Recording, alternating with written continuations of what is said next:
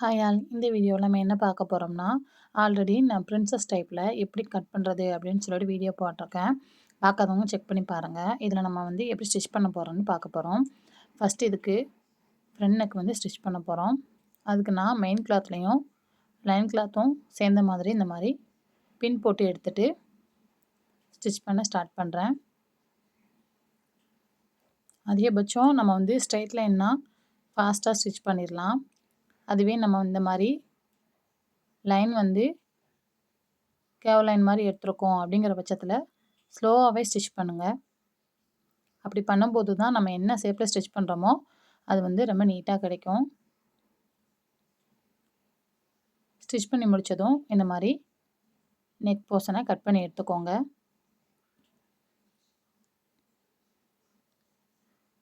Cut பண்ணதும் அந்த இடத்துல குட்டி குட்டியாக இந்த மாதிரி கட் பண்ணி விட்டுக்கோங்க. அப்போ தான் நம்மளுக்கு அந்த லைனிங் கிளாத்தை திருப்பும்போது ஷேப் வந்து நீட்டாக கிடைக்கும்.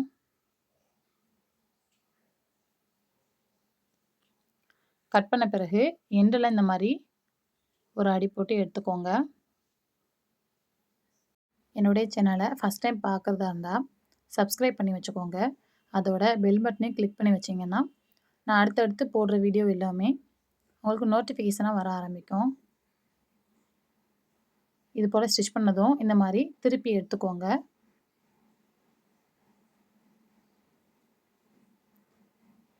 எடுத்த பிறகு நெக்குக்கு வந்து படிமான தையல் போடணும். அது போட்டு எடுத்துக்கலாம். நம்ம இப்போ லைனிங்கில் மட்டும்தான் அடி போட போகிறோம். இந்த மாதிரி கொஞ்சம் கொஞ்சமாக எடுத்துகிட்டு வாங்க. அந்த ஷார்ப் எட்ஜ் இருக்கும்ல அந்த இடத்துல நீடில் பஞ்ச் பண்ணிவிட்டு அகெயின் நீங்கள் இன்னொரு சைடு திருப்பிட்டு வந்து இந்த மாதிரி அடித்து எடுத்துக்கோங்க.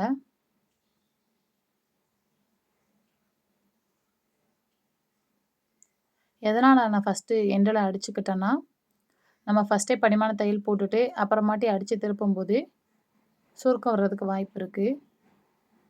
ஸோ இந்த மாதிரி ட்ரை பண்ணி பாருங்கள். இப்போ எக்ஸஸாக உள்ள கிளாத்தை வந்து கட் பண்ணி எடுத்துக்கலாம். ஸ்டிச் பண்ணி முடித்ததும் ஆம் ஹோல் சைட்லேருந்து இந்த மாதிரி அடித்து எடுத்துக்கோங்க.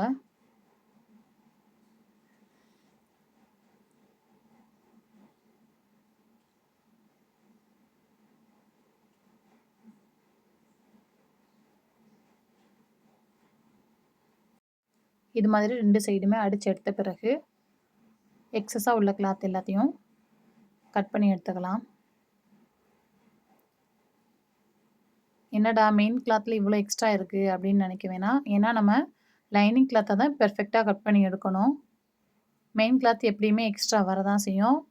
நம்ம ஸ்டார்டிங்லேயே மெயின் கிளாத்தையும் கரெக்டாக வெட்டணும் அப்படின்னு நினச்சோம்னா கண்டிப்பாக வந்து அது கஷ்டம். இது போல் ஃபுல்லாகவே ஸ்டிச் பண்ணி எடுத்த பிறகு நம்ம பிரின்சஸ் டைப்பில் கொண்டு வர போகிறோம். அதுக்கு இது போல் மார்க் பண்ணி எடுத்துக்கோங்க. ஃபஸ்ட்டு சென்டர் எடுத்துக்கோங்க. சென்டரை வந்து இந்த மாதிரி ஹிப்பு கிட்ட மார்க் பண்ணி எடுத்த பிறகு ஒரு 3 இன்ச் மார்க் பண்ணிக்கோங்க. இது வந்து 12 ஏஜ் பொண்ணுக்கு. இது போல் நீங்கள் மார்க் பண்ணி எடுத்துகிட்டு 2 பக்கமும் ட்ரேஸ் பண்ணி எடுத்துக்கோங்க.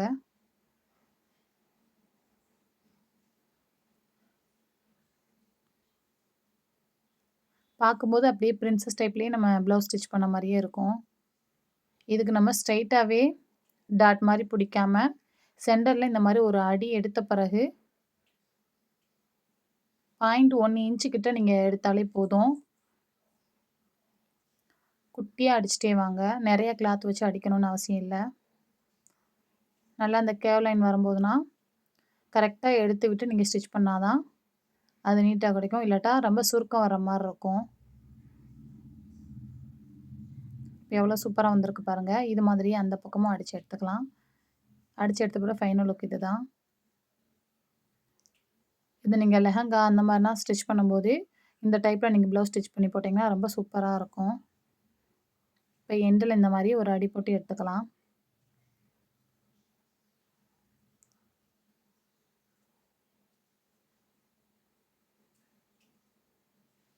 இப்போ ஃப்ரண்ட் சைடு ஸ்டிச் பண்ணி முடிச்சாச்சு. அடுத்து பேக் சைடு ஸ்டிச் பண்ணலாம்.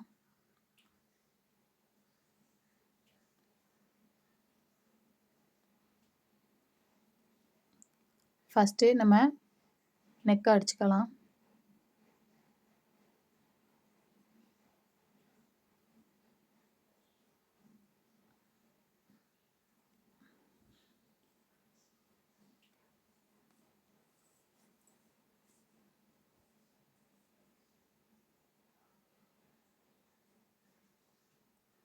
இது மாதிரி 2 சைடுமே அடித்த பிறகு எக்ஸ்ட்ரா உள்ள கிளாத்தை கட் பண்ணி விட்டுக்கோங்க.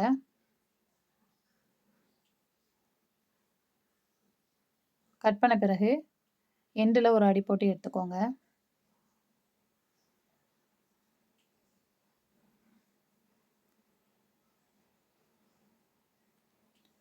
நம்ம நெக்லைனில் பாலைன் எடுத்துருக்கனால இந்த மாதிரி குட்டியாக கட் பண்ணிவிட்டு அதை நீங்கள் திருப்பும்போது உங்களுக்கு பாசிப் வந்து அப்படியே கிடைக்கும். கட் பண்ணி கரெக்டாக விட்டுக்கோங்க. இப்போ படிமான தையல் போட்டு எடுத்துக்கலாம்.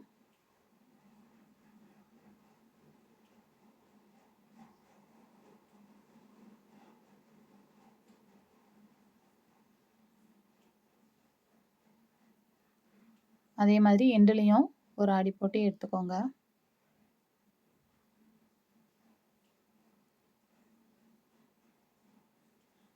சுற்றி வரையும் இது போல் ஆம்ஹோல் சைடும் ஸ்டிச் பண்ணி எடுத்துக்கலாம்.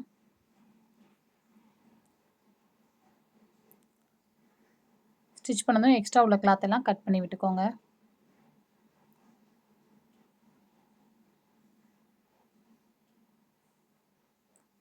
இது போல் இன்னொரு சைடும் ரெடி பண்ணிவிட்டு கரெக்டாக இருக்கா அப்படின்னு ஒன்ஸ் செக் பண்ணிவிட்டு தான் நீங்கள் பட்டி அடிக்க ஸ்டார்ட் பண்ணணும். கன்ஃபார்மாக இது செக் பண்ணாமல் நீங்கள் பட்டி அடிச்சிட்டிங்கன்னா ஒன்று மேலே ஒன்று கீழே அந்த மாதிரி இருக்கிறதுக்கு நிறைய வாய்ப்பு இருக்குது. ஸோ கண்டிப்பாக பிகினர்ஸாக இருந்தால் நீங்கள் செக் பண்ணிவிட்டு பட்டி அடிக்க ஆரம்பிங்க.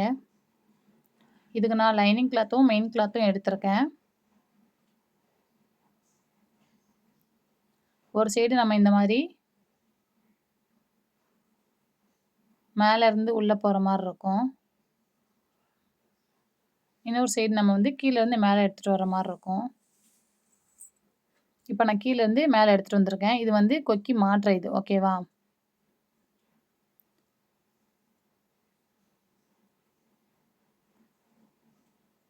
இந்த வீடியோ கண்டிப்பாக பிகினர்ஸ்க்கு ரொம்ப கிளியராகவே புரியும். வீடியோ ஸ்கிப் பண்ணாமல் ஃபுல்லாமே பாருங்கள்.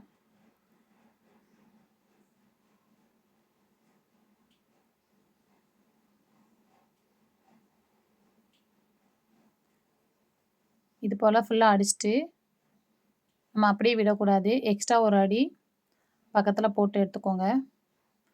அப்போ தான் ரொம்ப ஃபிட்டாக நீட்டாக இருக்கும்.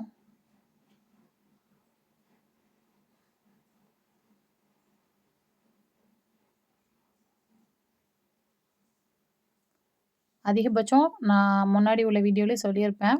நம்ம ஸ்டிச் பண்ணும்போது எக்ஸ்ட்ரா நூலுனா கட் பண்ணி விட்டுட்டே ஸ்டிச் பண்ணோம்னா ரொம்ப நீட்டாக இருக்கும் நம்மளுக்கு ஃபினிஷிங் பார்க்கும்போது.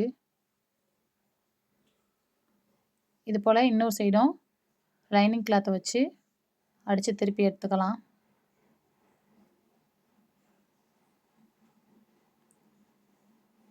ஃப்ரண்ட் சைடாக இருந்தால் லெஃப்ட்டு ரைட்டு நம்ம மாற்றி ஸ்டிச் பண்ணுற மாதிரி இருக்கும். இது பேக் சைடு.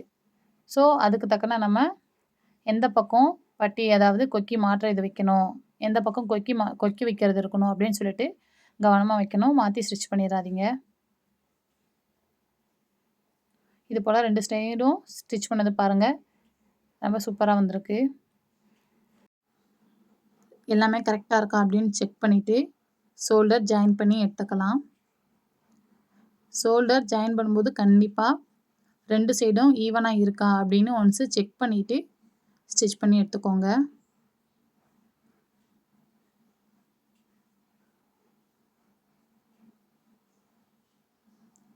நம்ம லைனிங்கில் கரெக்டாக தானே கட் பண்ணோம் அப்படின்னு சொல்லிட்டு ஸ்டிச் பண்ணிடக்கூடாது. செக் பண்ணிக்கோங்க. இப்போ ஃபுல்லாகவே ஸ்டிச் பண்ணியாச்சு. இப்போ நம்ம ஸ்லீவுக்கு ஸ்டிச் பண்ணிக்கலாம். ஸ்லீவில் எண்டில் லைனிங் இந்த மாதிரி வச்சு ஸ்டிச் பண்ணி எடுத்துக்கோங்க. ஸ்டிச் பண்ண பிறகு லைனிங் சைடு படிமான தையல் 1 போட்டு எடுத்துக்கோங்க.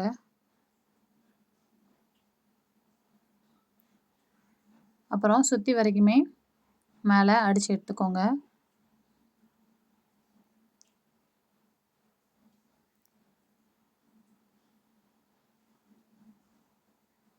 எக்ஸ்ட்ரா கிளாத்தை கட் பண்ணி விட்டுக்கலாம்.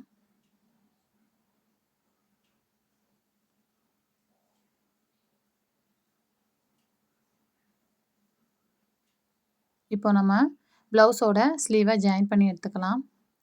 நான் ஆல்ரெடி சொல்லியிருக்கேன், எப்பயுமே சரி செக் பண்ணிக்கோங்க. செக் பண்ண பிறகு தான் நம்ம ஜாயின் பண்ண ஸ்டார்ட் பண்ணணும். அதே போல் ஸ்லீவை சென்டரில் இருந்து தான் ஜாயின் பண்ண ஆரம்பிக்கணும். அப்போ தான் ரொம்ப நீட் ஃபினிஷிங்கில் இருக்கும். ஆம்ஹோல்லேருந்து எப்பயுமே ஸ்டார்ட் பண்ணக்கூடாது.